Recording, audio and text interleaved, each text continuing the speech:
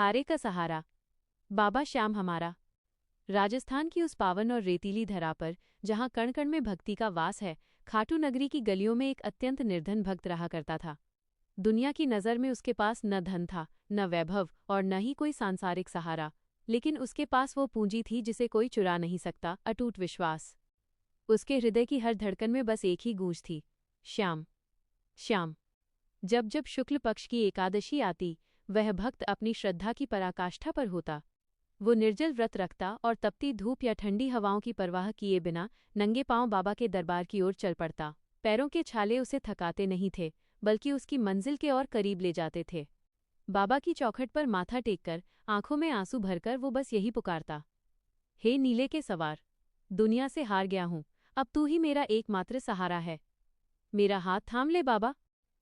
हैरानी की बात तो ये थी कि पेट खाली था, प्यास से गला सूखा था, फिर भी उसके चेहरे पर एक दिव्य मुस्कान और अद्भुत शांति रहती थी। वह जानता था कि खाटू वाला श्याम कभी अपने भक्तों की पुकार अनसुनी नहीं करता। एकादशी की वो पावन रात थी। चारों ओर गहरी शांति और मन में केवल बाबा का ध्यान। तभी भक्त की बंद आंखों के झरोखे से साक्षात खाटू नरेश ने दर्शन दिए। छवि ऐसी कि वर्णन करना कठिन हो जाए। तारांकन मस्तक पर मोर मुकुट की निराली आभा, तन पर लहराते नीले वस्त्र, मुख पर वो करुणा भरी मुस्कान जो जन्मों जन्मों की थकान मिटा दे। बाबा मंद मंद मुस्कुराए और अमृतवाणी में बोले, वत्स, घबरा मत। ग्रेटर देन जो सच्चे भाव से एकादशी का व्रत रखता है और मुझ पर अटूट विश्वास करता है, उसके जीवन के हर कांटे को मैं स्वयं फूल बना देता हूँ। तेरे कष्ट अब मेरे हुए। और फिर चमत्कार हुआ। सूरज की पहली किरण के साथ ही भक्त की किस्मत का सूर्य भी उदय हो गया। जो रास्ते बंद थे, वहां रोजगार के नए अवसर खुल गए। समाज में खोया हुआ मान सम्मान वापस मिला। कलह और अशांति की जगह घर में सुख शांति का वास हो गया। हारे का सहारा, सच ही कहा गया है। हारे का सहारा, बाबा श्याम हमारा। बाबा श्याम हमारा।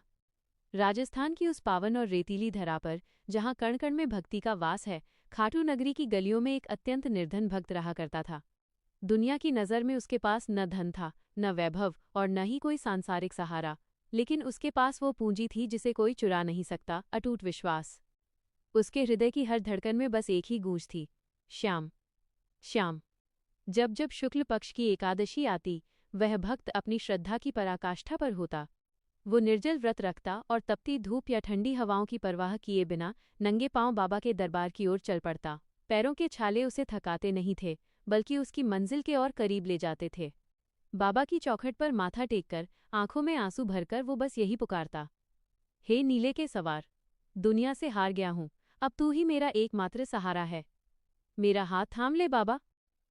हैरानी की बात तो ये थी कि पेट खाली था, प्यास से गला सूखा था, फिर भी उसके चेहरे पर एक दिव्य मुस्कान और अद्भुत शांति रहती थी। वह जानता था कि खाटू वाला श्याम कभी अपने भक्तों की पुकार अनसुनी नहीं करता। एकादशी की वो पावन रात थी। चारों ओर गहरी शांति और मन में केवल बाबा का ध्यान। तभी भक्त की बंद आंखों के झरोखे से साक्षात खाटू नरेश ने दर्शन दिए। छवि ऐसी कि वर्णन करना कठिन हो जाए। तारांकन मस्तक पर मोर मुकुट की निराली आभा, तन पर लहराते नीले वस्त्र, मुख पर वो करुणा भरी मुस्कान जो जन्मों जन्मों की थकान मिटा दे। बाबा मंद मंद मुस्कुराए और अमृतवाणी में बोले, वत्स, घबरा मत। ग्रेटर देन जो सच्चे भाव से एकादशी का व्रत रखता है और मुझ पर अटूट विश्वास करता है, उसके जीवन के हर कांटे को मैं स्वयं फूल बना देता हूँ। तेरे कष्ट अब मेरे हुए। और फिर चमत्कार हुआ। सूरज की पहली किरण के साथ ही भक्त की किस्मत का सूर्य भी उदय हो गया। जो रास्ते बंद थे, वहां रोजगार के नए अवसर खुल गए।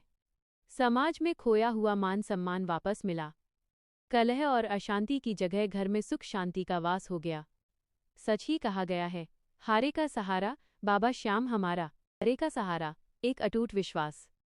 हारे का सहारा, बाबा श्याम हमारा। राजस्थान की उस पावन और रेतीली धरा पर, जहाँ कण कण में भक्ति का वास है, खाटू नगरी की गलियों में एक अत्यंत निर्धन भक्त रहा करता था। दुनिया की नज़र में उसके पास न धन था, न वैभव और न ही कोई सांसारिक सहारा, लेकिन उसके पास वो पूंजी थी जिसे कोई चुरा नहीं सकता, अटूट विश्वास। उसके हृदय की हर धड़कन में बस एक ही गूंज थी, श्याम, श्याम। जब जब शुक्ल पक्ष की एकादशी आती, वह भक्त अपनी श्रद्धा की पराकाष्ठा पर होता। वो निर्जल व्रत रखता और तपती धूप या ठंडी हवाओं की परवाह किए बिना नंगे पांव बाबा के दरबार की ओर चल पड़ता। पैरों के छाले उसे थकाते नहीं थे, बल्कि उसकी मंजिल के और करीब ले जाते थे। बाबा की चौखट पर माथा टेककर, आंखों में आंसू भरकर वो बस यही पुकारता, हे नीले के सवार, दुनिया से हार गया हूं, अब तू ही मेरा एकमात्र सहारा है। मेरा हाथ थाम ले बाबा। हैरानी की बात तो ये थी कि पेट खाली था, प्यास से गला सूखा था, फिर भी उसके चेहरे पर एक दिव्य मुस्कान और अद्भुत शांति रहती थी। वह जानता था कि खाटू वाला श्याम कभी अपने भक्तों की पुकार अनसुनी नहीं करता। एकादशी की वो पावन रात थी। चारों ओर गहरी शांति और मन में केवल बाबा का ध्यान। तभी भक्त की बंद आंखों के झरोखे से साक्षात खाटू नरेश ने दर्शन दिए। छवि ऐसी कि वर्णन करना कठिन हो जाए। तारांकन मस्तक पर मोर मुकुट की निराली आभा, तन पर लहराते नीले वस्त्र, मुख पर वो करुणा भरी मुस्कान जो जन्मों जन्मों की थकान मिटा दे। बाबा मंद मंद मुस्कुराए और अमृतवाणी में बोले, वत्स, घबरा मत। ग्रेटर देन जो सच्चे भाव से एकादशी का व्रत रखता है और मुझ पर अटूट विश्वास करता है, उसके जीवन के हर कांटे को मैं स्वयं फूल बना देता हूँ। तेरे कष्ट अब मेरे हुए। और फिर चमत्कार हुआ। सूरज की पहली किरण के साथ ही भक्त की किस्मत का सूर्य भी उदय हो गया। जो रास्ते बंद थे, वहां रोजगार के नए अवसर खुल गए। समाज में खोया हुआ मान सम्मान वापस मिला। कलह और अशांति की जगह घर में सुख शांति का वास हो गया। सच ही कहा गया है, हारे का सहारा बाबा श्याम हमारा। कहानी साझा की है, उसे मैं यहाँ फिर से शब्द दर शब्द लिख रहा हूँ। एक बार की बात है, वृंदावन में एक गरीब सा बालक रहता था। उसके पास न माँ थी न पिता। दिन भर काम करता और रात को अकेले सो जाता। हर रात वो चुपचाप आसमान की तरफ देखकर कहता, कन्हैया, अगर तुम सच में हो तो बस आज मेरे पास बैठ जाना। एक रात जब वो बहुत थका हुआ था, रोते रोते उसे नींद आ गई। तभी उसने सपने में देखा, एक सुंदर बालक मोरपंख लगाए मुस्कुराते हुए उसके पास बैठा है। वो उसके सिर पर हाथ फेरते हुए बोला, डरो मत, मैं यही हूँ। सुबह जब बालक की नींद खुली तो उसका मन बहुत शांत था।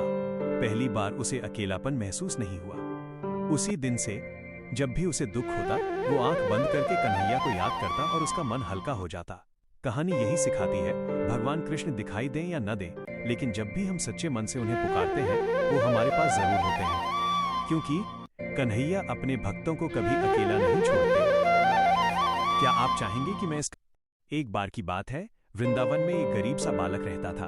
उसके पास न माँ थी न पिता। दिन भर काम करता और रात को अकेले सो जाता। हर रात वो चुपचाप आसमान की तरफ देखकर कहता, कन्हैया, अगर तुम सच में हो तो बस आज मेरे पास बैठ जाना। एक रात जब वो बहुत थका हुआ था, रोते रोते उसे नींद आ गई। तभी उसने सपने में देखा, एक सुंदर बालक मोरपंख लगाए मुस्कुराते हुए उसके पास बैठा है।